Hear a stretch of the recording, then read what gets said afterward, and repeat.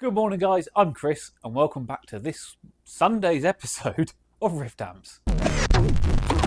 Before we start, just a little bit of housekeeping. I've now got Andy Davis, My Name Was Techco, Nicholas Elliott, Greg Smith, and Lion Circle, who have all hit the 6-month channel membership. Amazing. Thank you so much for your support. And of course, Planet Caravan, who has now been a channel member for a whole year, 12 months. That's amazing. Thank you guys for all your support. You know I appreciate it. Weather update. Cold, very cold this morning. Blue skies. Sun is out. One of those amazing winter days. Right, the Gibson BR6. Well, this is a strange angle. Just got it up on the bench. It's powered up okay, as Josh said it would. I've got a loop running into it, and we've got absolutely nothing. I can't hear anything coming out of the speakers. So that's customer complaint confirmed. I can't even hear any hum or hiss, which is odd. So let's pull the chassis and the speaker out and give this thing an inspection.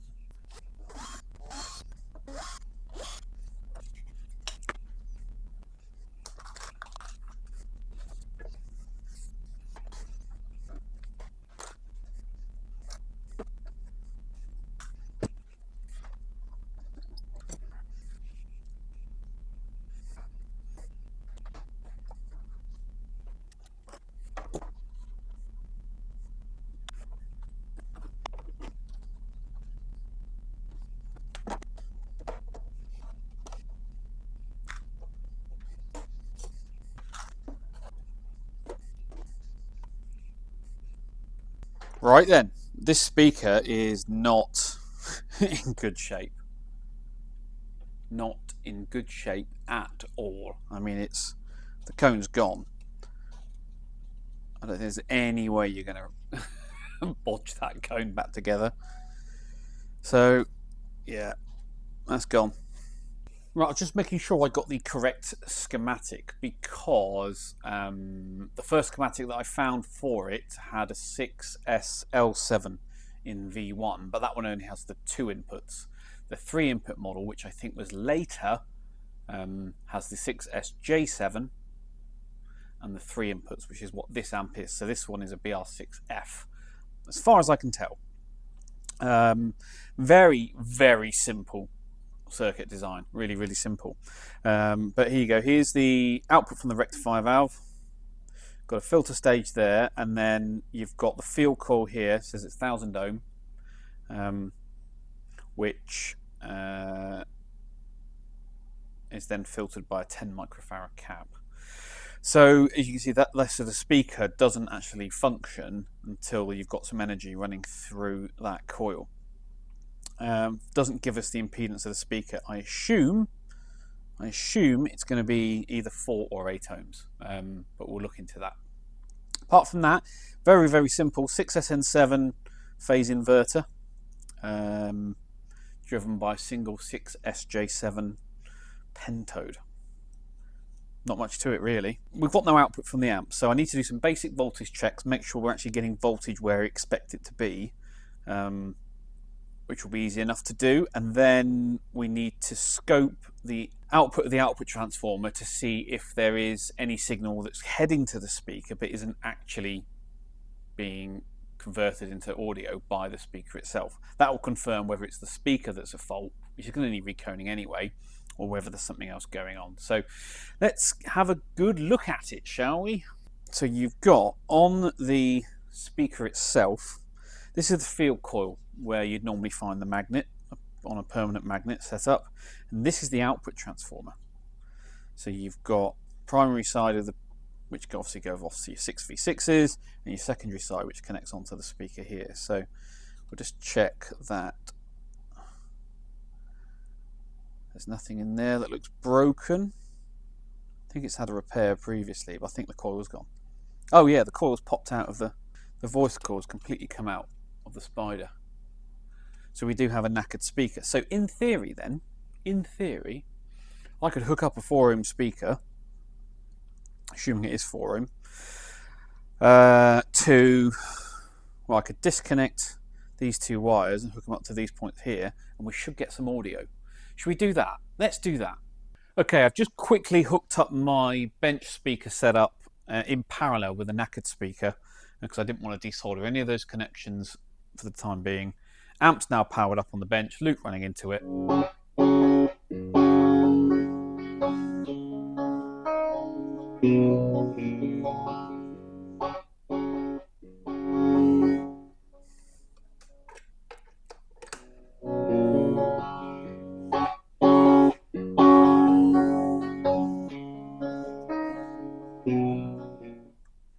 And that confirms it. Speaker's dead. The field coil works, otherwise the amp wouldn't work, because if it was open circuit, the rest of the amp wouldn't be getting voltage. So it's just the speaker needs a recone. That's going to be it on this one, which is hopefully good news. Hopefully it is good news. So we haven't got to do anything else to this because it's already had a recap. It's already had some service work done to it. So hopefully this is going to be nothing more than a speaker repair and get this thing back together. First time in a long time that I'm leaving work and it's still ever so slightly light. I'll have to look up what planet that is. But yeah, it's not quite night time. Sun has just gone down. Spring's on its way. Haven't really shown any build updates on the channel for a while. Just been cracking on with loads of stuff really. So I've been doing these two Ainsley Lister signature builds, parallel builds. I don't normally do things in parallel, but I thought I'd try it on these two, and I'm really enjoying it. Essentially I do one job on one amp, then I do the same on the other amp, do a bit more on that one, so I leapfrog it, then come back to this one, catch up, go further, and keep swapping back and forth. And I've really enjoyed doing it. I've really enjoyed the process. So these are coming on nicely. One of them is North American and the other is UK voltage. So that's really the only two differences between the two. But as you can see, it results in very, very symmetrical builds, which is always fun, because every amp that I build, as you know, I'm always trying to improve things and change things and adjust things. But as I'm doing these two, obviously they look almost identical, which is really, really fun. Of course, the downside to doing that is if you make a mistake, you end up making the mistake twice. So, but I haven't done that on these. It's all good, making good progress, really enjoying them. So the boards are in, all the main side wiring is done. The pots are in and the pot wiring, so I've just got to do the valve socket wiring for 1, 2, 3, 4, 5 and 6 in each amp. Got to do the rear components, the rear panel components, heaters, flying leads, input jacks, and then these two will be done and can go sit on the shelf waiting for Ainsley to sign them off and for cabinets to arrive and all that kind of stuff. But yeah, these two are coming on nicely. Speaking of parallel builds, here's the first of the two 1 watt 1800 heads, which are coming on really nicely now. So the chassis are now fully populated and all the holes and things punched. So I'm just getting to the point now where I'm going to start the chassis wiring on both of them. I do need to line these pots up again. You can tell they're not quite square in there. Finish the rest of the board wiring, that can drop in, and we can carry on with the builds on these. So these are not far off either. Surprisingly, most of the work is done at this point. The rest is just wiring, which you can do in your sleep. There's no more figuring out to do. It's all just get it built, get it wired, get it done. So yeah, these are coming on really nicely too. So quite pleased with those. And then once these are done, I can then crack on with the next two. Ed's custom build is pretty much done now. He came and visited the workshop last weekend, played the amp through his rig, signed it all off, incredibly happy with it. So I've just got to do the final bits and pieces inside the chassis to make sure it's up to safety legislation and all that kind of stuff. You know, all the little boring stuff. I want to tidy up the flying leads and do all the other bits like that. And he's going for, we decided on the cosmetics in the end. It's only a head, but he's going for it in what we call British Racing Green with gold plates and the cream knobs, just like this custom Hawker build that I did a while ago. I'll put that on the screen now. It looks really cool, so that's how he's going to have it. But he does need to let me know, and this is your reminder, Ed. Need to have a name for this because we have to put a model number or a model name on one of the control plates. So yeah, he's going to come up with that. But this one's pretty much done now. So we signed it off. It sounds great. Does everything we want. The loop works great. Yeah, it's a really, really cool amp. So don't let me forget, you lot, that I was going to do a sound sample. Actually, yeah, when Ed picks it up, we'll do some sound samples. That'll be really cool. The custom 1 watt amp that I'm doing for Jerome is pretty much done. The chassis build is done. Face plates are on all. I've done the design for those. They're on order. They're coming. The cabinet is currently being built. So again, this one's in the same thing. I've just got to do the final bits and pieces inside to make sure it's legal for sale, all that kind of stuff. And then this one is done as well. Really cool single-ended 1 watt amp, 1EL84. Oh, that reminds me, I need to protect these terminals. I also had a custom order for a PR35, so standard PR35 circuit, but he wants it in one of my newer style cabinets and not in the Fender style cabinet as they usually come in. So we're doing it in a JTM45 chassis, but the one with the lips that fold in, just so it takes up a tiny bit less space. I've done the board design. I may have shown this to you already, and I've started marking out the chassis. As you can see, got a big stand-up transformer for the power. I've got the reverb, the output as well to go on here. But yeah, this is coming along strong. I say coming along strong. I've started progress on it. I haven't done the front or rear panels yet and working out spacing on those, but yeah, that's a custom PR. Well, it's a PR35 in a different format, I guess. Different design, different cabinet, different look. But that's another one which you'll see more of over the coming videos. Okay, my late 78, early 79 ultra linear super reverb. Cool thing is that it's the same age as the Basement, so that's cool. Good news. I fixed it. One of the easiest fixes I've come across. So I stuck it on the test bench. You stuck a new fuse in it, fired it up through the light bulb. Yes, there's a major short somewhere. Okay. However, I was just doing some DC voltage checks throughout. Got high voltage everywhere where I expect to see it. The heaters work, the bias supply is fine, and the high voltage is fine. So, which means the short is on the main side of the transformer. So I just did some double checks. The short didn't go away when I put it in standby mode, but it does go away when you turn the amp off with the on-off switch, which means the short is now somewhere between the on-off switch and the transformer. And the only thing is the voltage selector switch, which incidentally feels very, very strange when you turn it. Something weird going on there. I think it might be broken internally. So just for testing, I moved the output of the voltage selector to the 240 volt tap. So I've wired it directly, so it bypasses the switch and all of the other taps. And the amps come to life. There you go. 14 watts out the wall. That's just the energizing current for the transformers, really. No valves in it. I've got high voltage everywhere that it needs to be. So even though it's in restriction mode, 448 volts there. It'll be higher in full power mode, but everything's working. Everything's fine.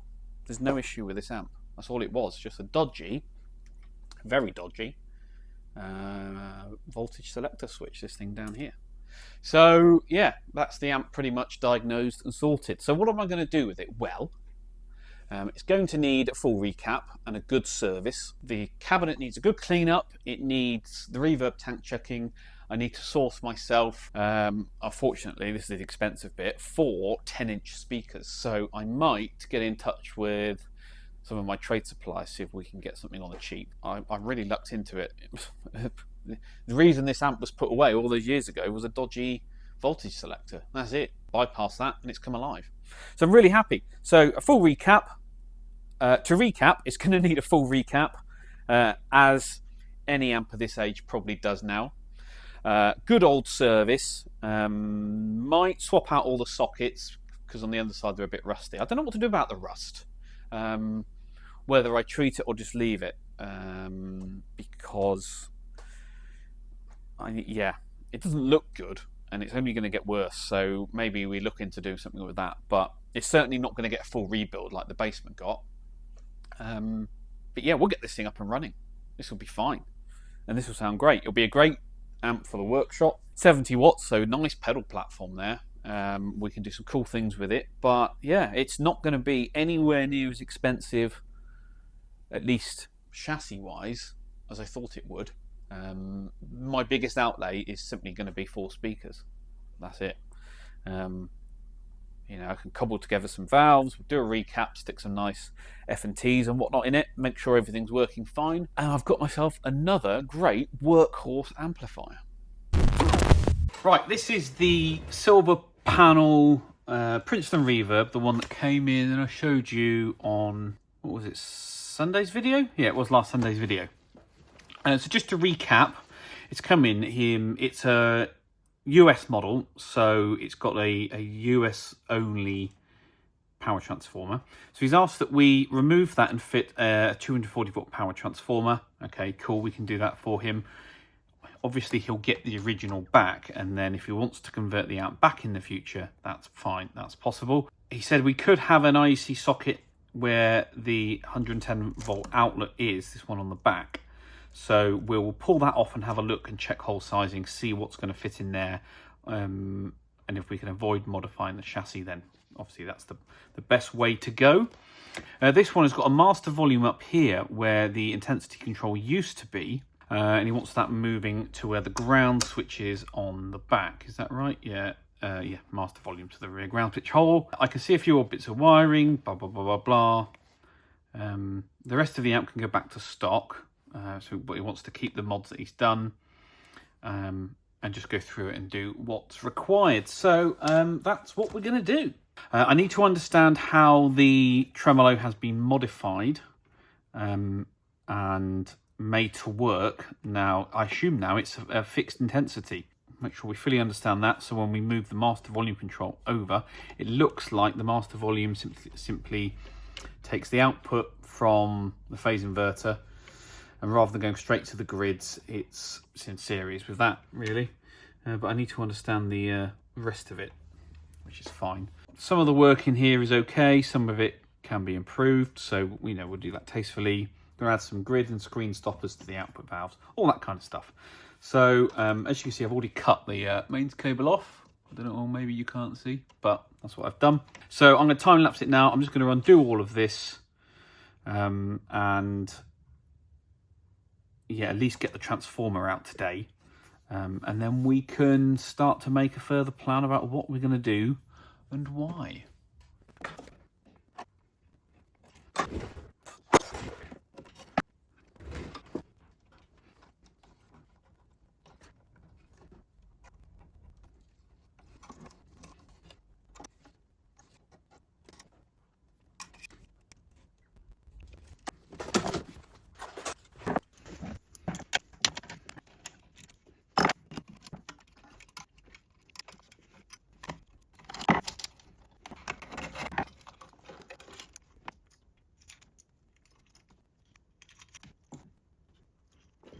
Okay, there are signs that this might not be the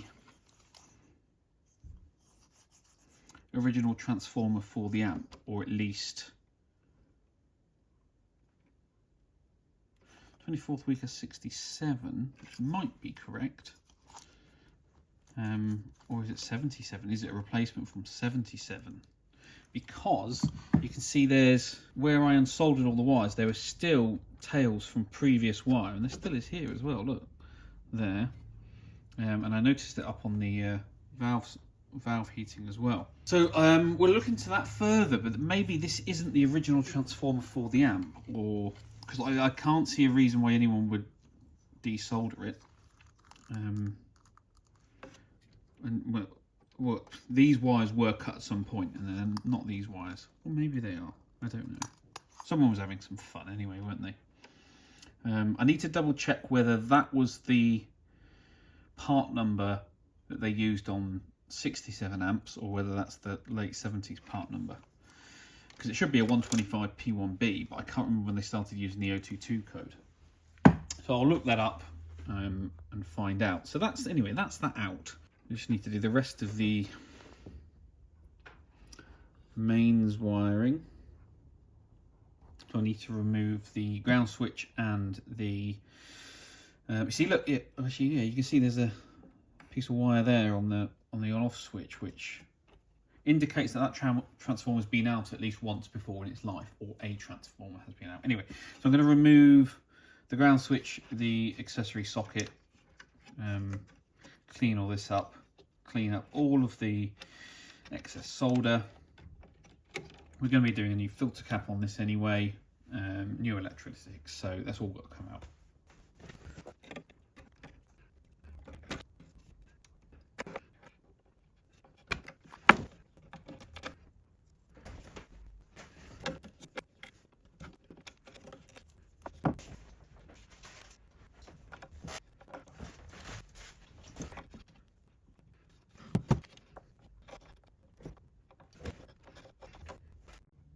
Okay, so I'm just trying out two different stylus sockets. A standard IEC socket will just about fit, but it will leave gaps at the top and the bottom. Hopefully you can see. So that's no good. That is no good. The Bolgin style replacement that we use for replacing Bolgin sockets completely covers the hole, which is perfect, but the spacing for the screws is too narrow. Can you see? It's too narrow. There you go. So that one lines up. You can make that work, but then that one is still completely in the hole. So maybe we fashion a little bracket on the other side. I don't know. It just doesn't look. Ultimately, it's going to be the customer's decision, so I'll send him some options and see what he wants to do. And if we need to drill the chassis, we need to drill the chassis. So, yeah. It really is up to the customer. I'm just thinking about having the master volume here in the ground hole, because that means we're going to have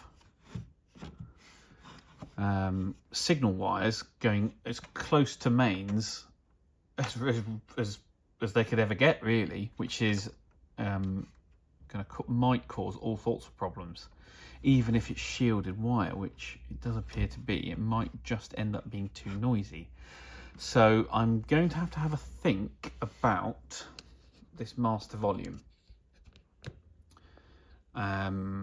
because if I can avoid putting it there, that would be preferable. I need to also check with the customer whether he wants, because I'm moving this back or moving it from this position, does he want the intensity control back? Because he hasn't said in his letter. So I need to double check that. Can you see? Yeah, you can. So maybe we put the master volume in the extension speaker socket. That's normally a place where people put them. And then we need to have a decision about this IEC socket, really, about what he wants to do. I mean, we don't have to. Only if he's keen on that to happen. We could put everything back in and just have a hardwired 240 volt UK mains. That's the easiest option, isn't it? So I'll present all these to the customer, give him my thoughts on it, and then go with whatever he chooses. But while we're at it, I'm still going to go continue stripping this thing down. Need to get Big Bertha out, because we've got some chassis grounding points here and here that are going to need to be done. We've got a bias cap up here that's going to need doing. We've got the electrolytics on the board. So I've got quite a few bits and pieces to do on this. Back on with the Headstrong. I've been working through a few things on this, trying to get my head around what's going on, because there's a couple of things that I don't like about it. Not about the amp, but the way it's performing on the scope. Be clear about that. There are a couple of things which to me don't look right.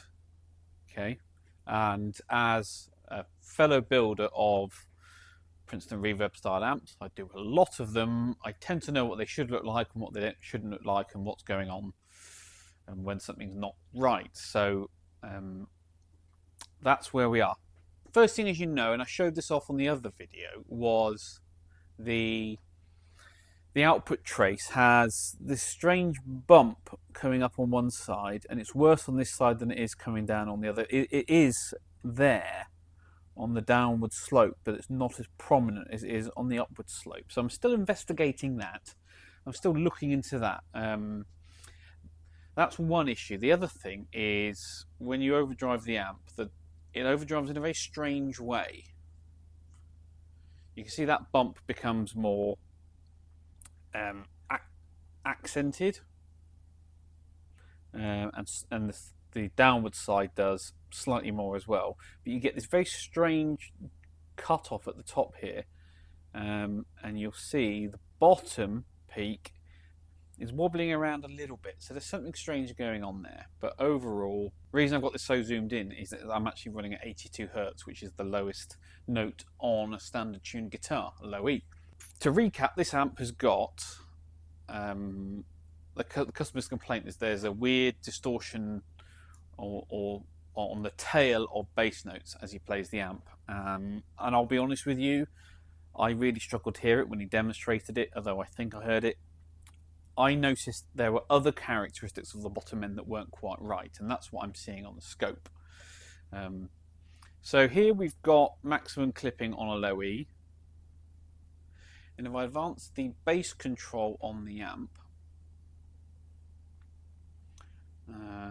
you can see we've definitely got some weird stuff going on as well. And that just doesn't look right. Okay? That's not by any stretch of the imagination a healthy amplifier. That's not the way these things overdrive. That's just really bizarre. But here's the crazy thing. So treble and bass back on 0 at the point of clipping. Now this is running into my dummy load on the bench, a sine wave going in, and that's what the output sine wave looks like. Now, if I now switch away from the dummy load, and bear in mind my oscilloscope probe is not on the load itself, it's on the output jack, so it allows me to do this test. If I then switch on away from the dummy load and run my sine wave into my bench cab, which is a 2x12, what will happen is all the vibrations from the speaker are going to come up into the amp and into the chassis, and it's going to vibrate the chassis. And therefore, if there's an issue in the amp which is caused vibration, we'll see it on the scope, because as you can see I'm probing the output jack. So same sine wave, but rather than driving the dummy load, we're going to drive the bench speaker, which is going to send all of its vibrations up through the bench, through the chassis stand, into the chassis. And if the output sine wave changes, we know we've got a vibration issue with the amplifier. Okay?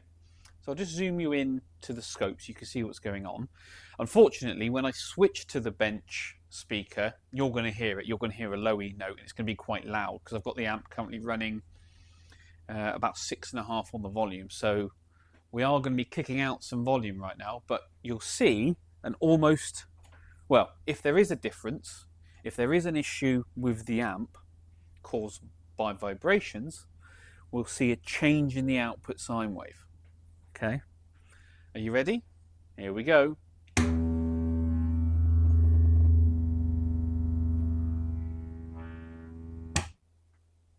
So other than a slight change in output, mainly because of we're now in a reactive load rather than a fixed load, didn't see anything there. Cool? Right, let's overdrive the amp. Let's put it into our weird state of overdrive. And we'll switch to our bench speaker again.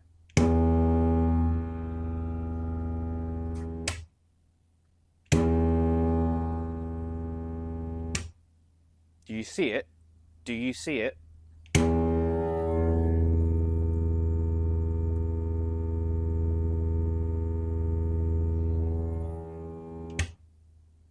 There is our oscillation.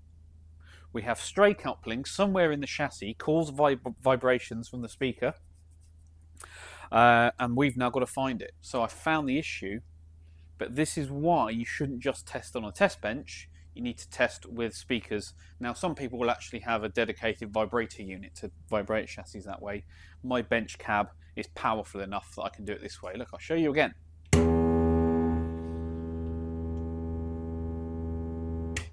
Okay. The other thing I'm going to do is I'm going to turn the bass control up now, make that output sine wave look even worse, and then we'll put the bench cab on.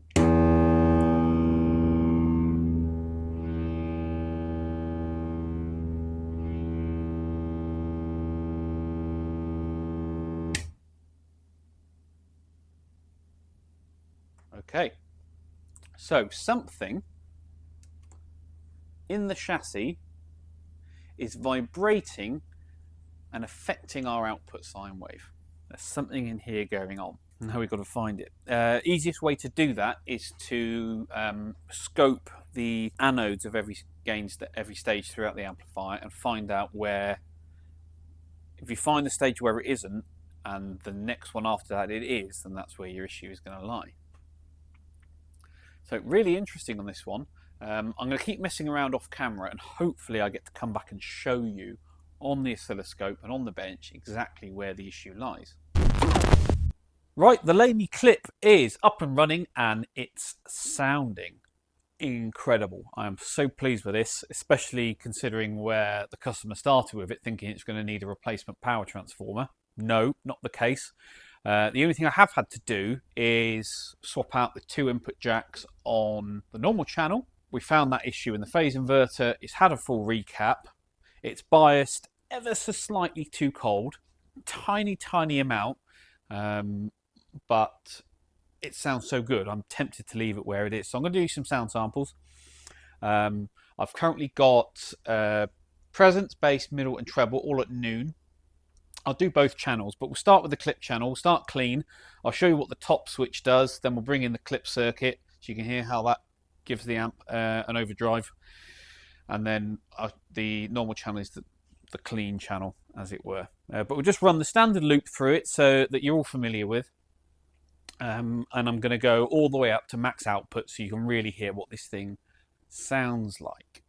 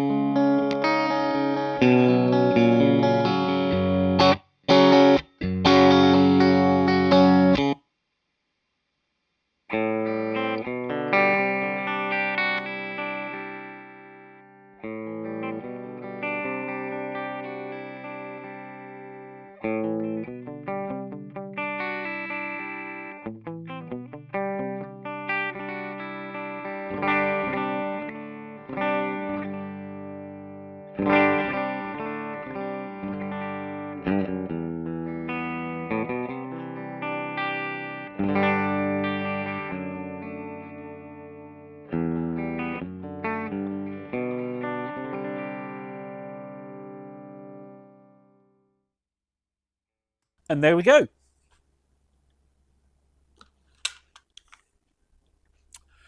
Pretty much done.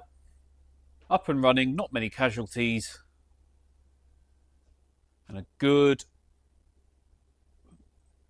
result for the customer. I have been so far unable to find a new dome for this, so I'll have a chat with the customer about what we're going to do about that.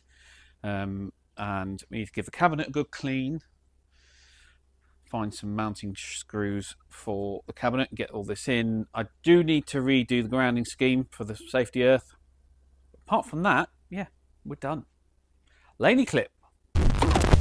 Well, that's it then, guys. Thank you very much for watching once again. As always, please give this video a thumbs up. All your comments and questions down below for next week's Q&A. Hit the notification bell so you know when new videos come out.